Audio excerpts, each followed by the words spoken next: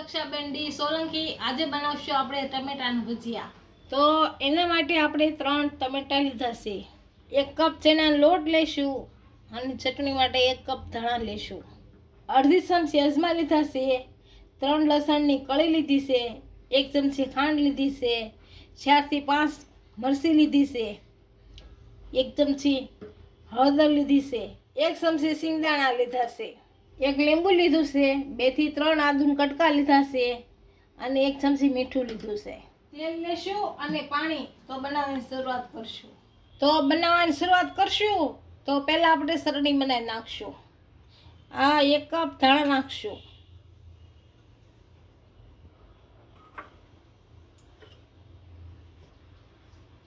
2 થી 3 ચાર મરચી નાખશું, 2 આદુના ટુકડા નાખશું,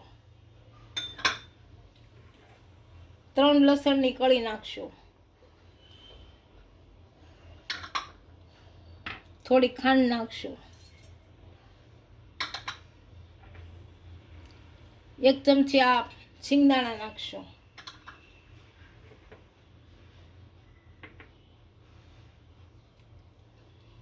1 લીંબુ નીચી નાખશું,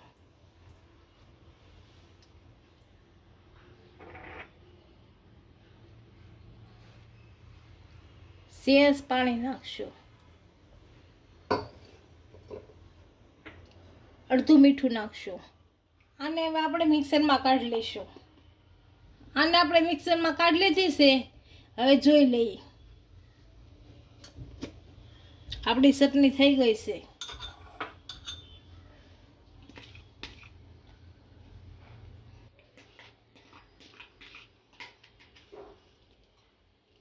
આને કપમાં કાઢી લઈશું। આપણી ચટણી જગ્યા થઈ ગઈ છે। હવે ટમેટા કાપી લઈશું।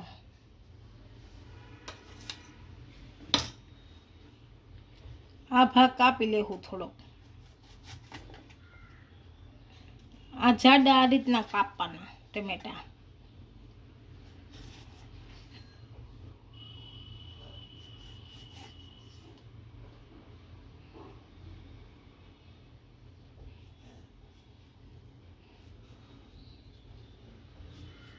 બધા આ રીતે કાપી લેશું। આ રીતે કાપી લેશું બધા ટમેટા। આપણે બધા ટમેટા આ રીતે કાપી લીધા છે। આપણું તેલ ગરમ કરવા મૂકી દીધું છે। હવે બેટર બનાવી લઈશું। તો આપણે બેટર બનાવી નાખશું। તો 1 કપ ચણાનો લોટ નાખશું,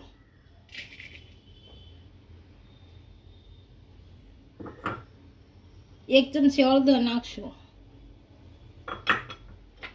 અડધી ચમચી અજમા નાખશું, અડધી ચમચી મીઠું નાખશું। હવે પાણી નાખી અને બેટર બનાવી લઈશું। થોડું થોડું પાણી નાખતા જાઓ। આપણું બેટર તૈયાર થઈ ગયું છે। હવે ટમેટામાં ચટણી ભરી લેવું।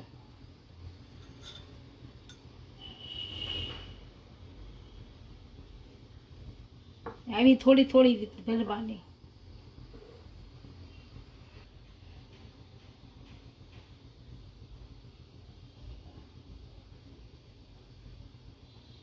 આ રીતે બધી આથેલી ભરી લેવું। આપણે સમય છે રાજી પડે એટલે આપણે આથેલી ભરી લેવું થોડી થોડી।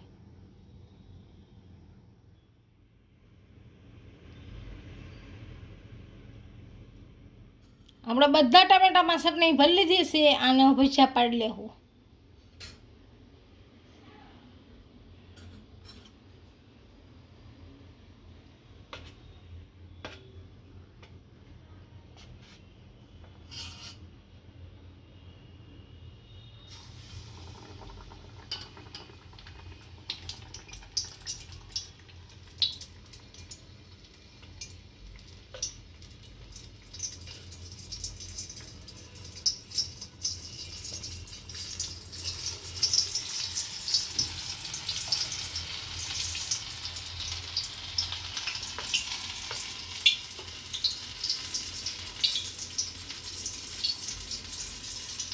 આપણે આ જ રીતે બધા બનાવી નાખશું।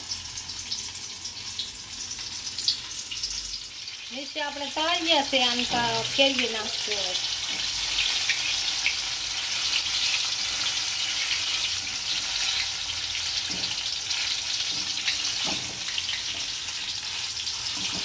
હવે આ તળાઈ ગેસ કાઢી લઈએ.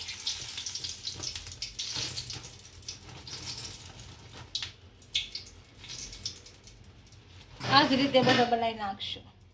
આપણા ટમેટાના ભજીયા તૈયાર થઈ ગયા છે. એક ડીશમાં સર્વ કરી લઈએ.